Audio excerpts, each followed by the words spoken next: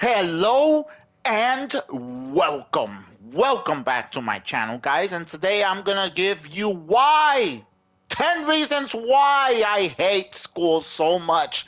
One of those reasons being that when I was growing up, we had arcades, and that was kind of peak. I have no regrets. Me and my brother used to literally skip school to go hang out in the arcade, eat chips, and drink soda all day. But let's get into the video.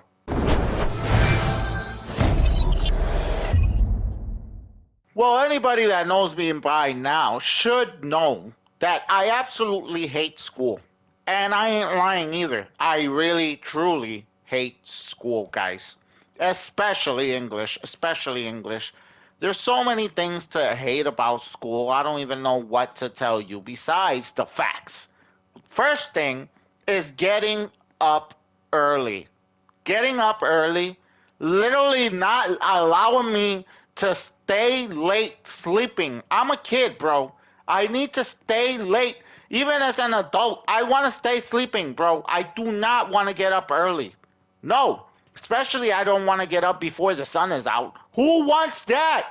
The other thing about school is that they literally going to school is going to share the same space with some of the most hated people in your life.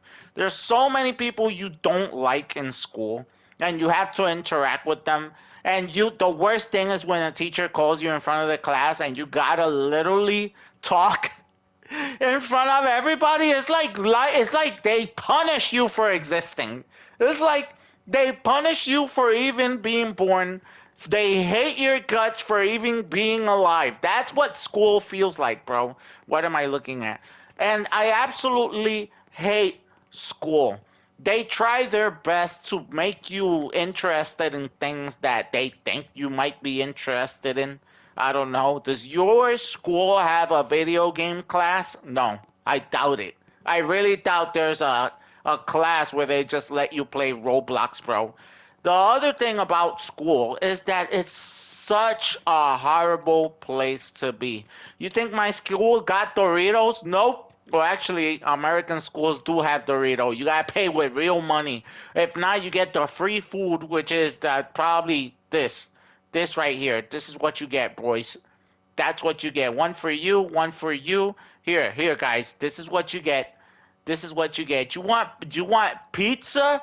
You want Coca-Cola? You gotta pay real money for that. Here, guy. Here, grab a banana. We'll give you a banana. Leftover banana. You can have that. Guys, I mean, school people treat you horribly. The teachers literally look down on you. You don't want to pay attention. You're at the young age of your life. You do not want to do this right now or ever.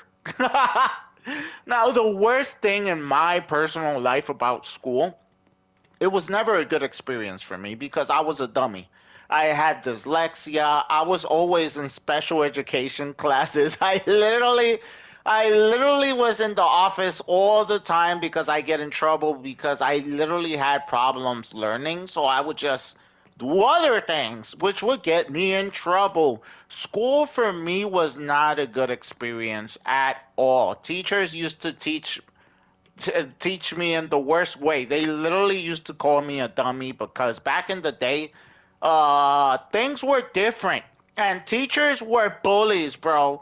We literally had a teacher that will slap us in the hand. What is this? They got a movie theater in here? Oh, this is the auditorium. I hate the auditorium too.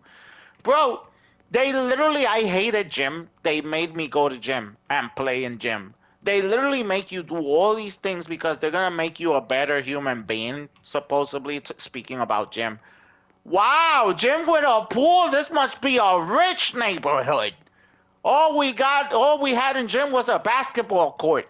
Bro, guys, like, there's so many levels of me hating the school experience, and that's crazy because in Japan, people love school so much that they literally base their whole life on it. There are literally 50-year-old people in Japan that says their greatest time in their life was school. And that's why the Japan culture is all about school. But not for me, guys. I absolutely hate school. The worst part about school is that after sixth or seventh grade, after you learn reading, math, and the basic stuff, everything else is so irrelevant. I never use anything else in my life. Anything else. My life literally consists of me just using the basics. And nowadays, I don't even got to do math because computers and technology just does the math for me. So I'm like, dude, what is even the point? Let's go back in time and talk about how school helps you in your actual life. Let's take a history lesson real quick. Oh no, we're going to school.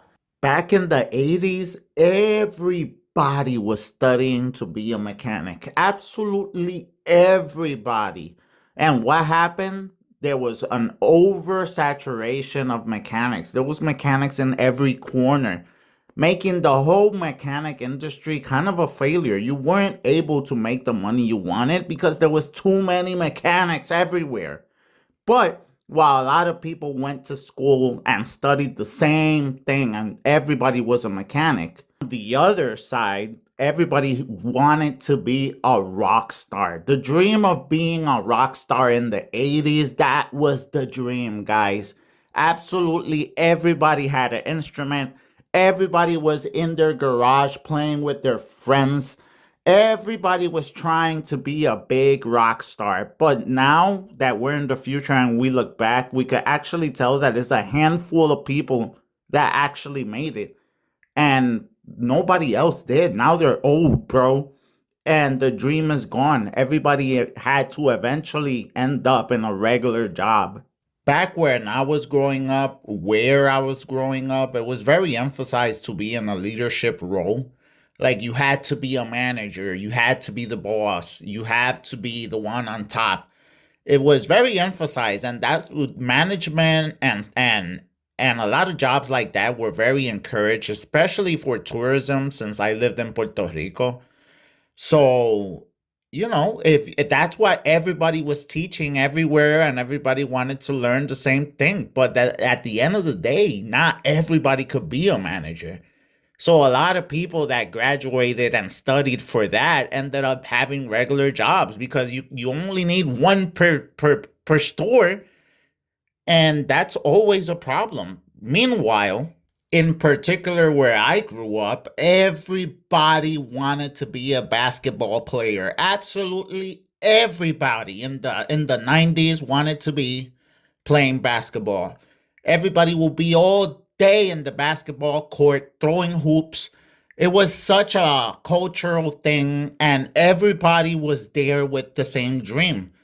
Now, if you think about it right now, looking from the future to the past, how many Puerto Ricans are basketball players? It's good to dream, but at the end of the day, you have to be realistic and know that the odds of achieving those dreams, yeah. In the 2000s to 2010s, absolutely everybody was studying to be a computer programmer.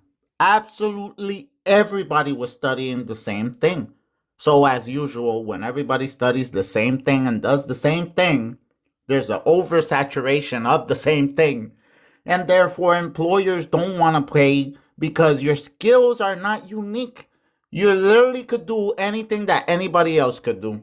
And that's unfortunate because the point of studying it is to get paid well, but then you end up being paid nothing because everybody knows the same thing. So they could throw a rock and find another one because there's so many of them. And that's always the problem for so many years that everybody is always studying the same thing. Meanwhile, on the other hand, while everybody was studying computers, everybody dreamed and wanted to be a YouTuber. That was the era of the YouTuber. That was the era where absolutely everybody dreamt about playing games and doing whatever they like, putting it on YouTube and being mega famous. And now looking back, once again, there's a handful of people that have done it, that have truly done it. You know, the people that are successful, I'm talking about right now, who is it? Mr. Beast? Ryan's World? It's still something that a lot of people want to do. till this day. It's a dream come true. But to be one of the top 10 YouTubers and paid millions of dollars, well, it's only a handful of YouTubers that can actually do that. And now there's so many people trying to do the same thing that it's really hard to be in that top 10 unless you're making a difference like Mr. Beast making a show. Nowadays, in the 2020s and above, we have a lot of game designers. And trust me, I've been around for a while, so I've seen the trend of everybody doing the same thing and then getting paid nothing because everybody has the same skill. Not only that, game industries has become the new corporation overlord. So they may basically treat all their employees like trash. And that's unfortunate because that's how it's always been. All the way back from the 80s, 70s, 1950s, all the way back to the past. The people who do all the same job get treated like trash because they have too many people to choose from. Everybody in the world knows who Reynaldo is. He makes $30 million. Why does he make so much money? Well, because no one can do what he can do. Not only is he the number one superstar in the team, but he fills the coliseums, he sells merchandise, he literally is a money goat. All right. So he gets paid for his talent because he's the only one that has that level of talent. If we look at the most common jobs in America for the last, 30 years, we could see that corporations have always ruled over America. America specifically, because that's the market I know. But as you can see, the everything has shifted more into fast food and service for tourists and stuff like that. Like it's pretty terrible. All these jobs are minimum wage jobs. And back in the day, you used to be able to be a manager, but now it's very niche to be an actual manager. And you got to understand, all these jobs are pretty essential because everybody needs these services. The lesson right here is make sure that if you go to school, you're actually investing your time and effort in something that actually gives you a good job in the future. Don't do what everybody is doing because guess what? Then you're not going to be essential. You're just going to be one more person. And you definitely don't want to end up in a job where even a baby could do it because you have no skills and you get a job where no skill is required. And you definitely don't want that. You're going to make no money. You're going to have a horrible job. And it's actually going to be all your fault. I know, guys. I know. I had to do this. I had to do so many jobs that I hate. And I had to work my way up to finally get a decent job that I still hate. Now, what do I do? What is my job? My job is actually I'm a backroom receiver. I actually work my way up working in the back room. From an unloader, I started working as a grunt and through the years working my way up and now I'm a receiver. And that's a very unique job that only one or two people could have in the whole warehouse. That's me. My name is Isaac Alamo.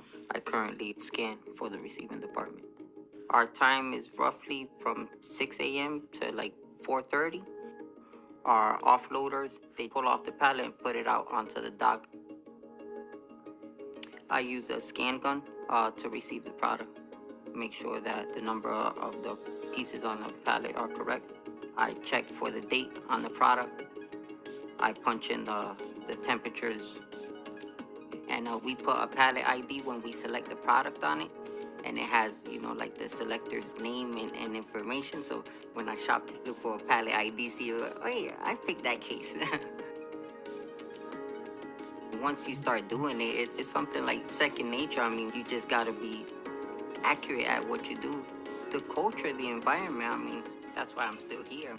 Yes, I am a backroom receiver, and it actually pays really well, and that's why I like it. I don't really like it, but I like that it pays really well.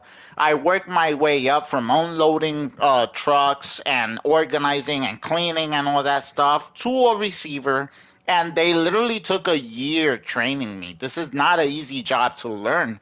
But now that I'm here, I'm irreplaceable. I'm a valuable member of the company, which means they can't replace me easily. They're not going to just take somebody and train them for a whole year when I'm already here. So, yeah, that's job security right there. And that's what you want, job security. You don't want to be easily replaceable. You want to have skills to add value for the company, for society. Like they literally need me. But will I quit this? Yes. If YouTube pops off, I will quit this job in a heartbeat because I'd rather have the easy life.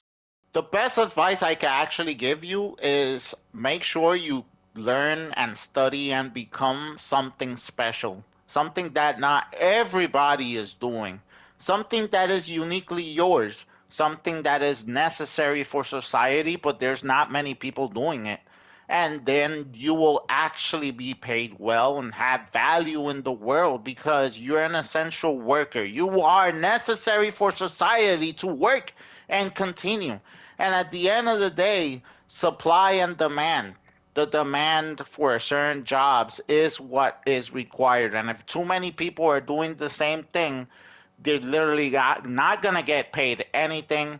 And the chances that they keep you around because anybody could do that job are, they're very high that they'll replace you. So make sure you don't waste your time and get something unique to make you very indispensable, guys. At the end of the day, the secret is that this video was school all along and I ended up probably teaching you something. Oh no! No! Oh guys, I appreciate you for watching and hopefully you learned a little bit about life because that life. I'm trying to help you out, guys. I'm trying to help you out. Hopefully, I can make a little bit of a spark so you guys don't have to suffer like I did. All right, guys. I appreciate you all, and I will see you in the next video. Peace out, guys. Baby, I'm almost there. Flying, but I don't care. You and I, we don't die. We survive.